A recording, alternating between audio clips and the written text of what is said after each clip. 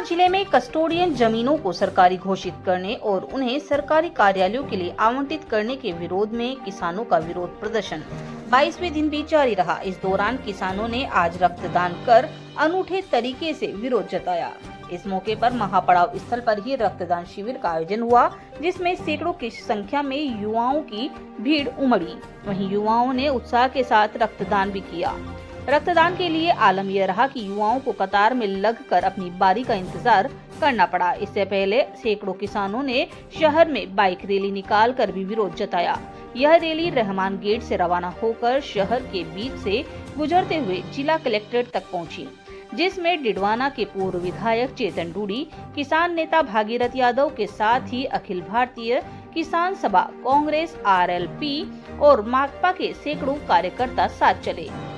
वहीं कई किसान बाइक पर सवार होकर भी साथ चल रहे थे। किसानों के हाथों में तिरंगे झंडे थे और वे सरकार तथा जिला प्रशासन के खिलाफ नारेबाजी कर रहे थे। ये रैली जिला कलेक्ट्रेट के सामने महापड़ाव स्थल पर पहुंचने के पश्चात आम सभा में परिवर्तित हुई। इस मौके पर पूर्व विधायक चेतन डूडी ने कहा कि हमारी स्पष्ट मांग है कि जो किसान जिस जमीन पर खेती कर रहा था उसे उस जमीन का मालिकाना हक दे दिया जाए, लेकिन यह सरकार किसान, गरीब और आम जन विरोधी है। इसीलिए इतने दिनों से चल रहे आंदोलन के बावजूद सरकार कोई कार्यवाही नहीं कर रही। लेकिन मैं सरकार को चेतावनी देना चाहता हूं कि जब किसान अपने हक के लिए सड़क पर उतरता है तो सरकार को भी झुकना पड़ता है। इस आंदोलन के आगे भी सरकार को झुकना पड़ेगा और किसानों की वाजिब मांगों को मानना पड़ेगा। जबकि किसान सभा के नेता भागीरथ यादव ने कहा कि इस आंदोलन में किसानों के समर्थन में जनता उमड़ चुकी है। इस आंदोलन को पूरे प्रदेश में समर्थन मिल रहा है, जिससे भजनलाल सरकार दबाव में आ गई है। दूसरी ओर न्यायालय ने भी इन जमीनों पर स्टे ऑर्डर जारी किए हैं, जो किसानों की एक बहुत बड़ी जीत है। उन्होंने कहा कि आज रक्तदान शिविर के माध्यम से सरकार को यह संदेश दिया है कि जो किसान अपने खून पसीने से अनाज पैदा कर सकता है, वह लोगों की भलाई के लिए अपने रक्त का भी दान कर सकता है। सरकार अगर किसानों के खून की प्यासी है तो किसान लोगों की जान बचाने के लिए अपने खून का दान करने के लिए भी तैयार हैं। उन्होंने कहा कि यह जमीन सदियों से किसानों की रही है, इसके लिए किसी भी हाल में सरकार को इसे छीनने नहीं दिया जाएगा।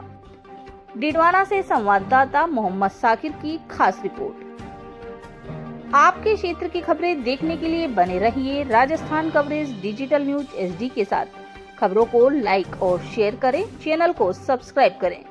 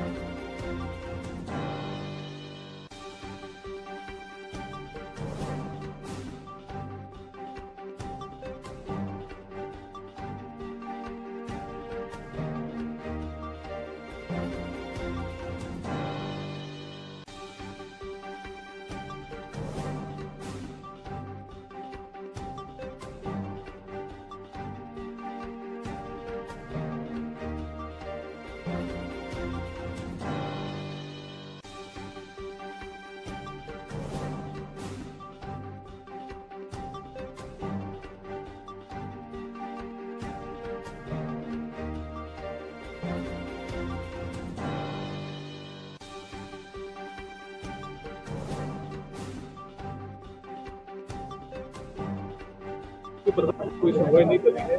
अगर इसी तरह से आंदोलन जारी रहा तो अगला कदम क्या होगा? देखिए, हमारी तो सीधी और सिंपल सी मांग थी कि जो किसान जहाँ खेती कर रहा है उसको उसका मालिकाना हक दे दिया जाए, उनको पट्टे दे दिए जाए। लेकिन जैसा अभी भागीरथ जी बता रहे थे, ये सरकार किसान विरोधी है, ये सरकार गरीबों के खिलाफ है और इस आंदोलन ने अब बड़ा रूप ले लिया है। इसके अंदर सभी जाति, सभी धर्म के लोग शामिल हो रहे हैं। ये किसानों की लड़ाई है और मैं ये मानता हूँ, किसान जब लड़ता है, किसान जब सड़क पे आता है तो सरकार चाहे कितनी भी बड़ी हो, सरकार चाहे कितनी भी ताकतवर हो, उन लोगों को जमीन पे आना पड़ता है और हम उनको ये दिखा देंगे कि हमें हमारे आगे आपको हारना पड़ेगा, हमारी बातें जो कि वाजिब मांगे वो आपको माननी पड़ेगी।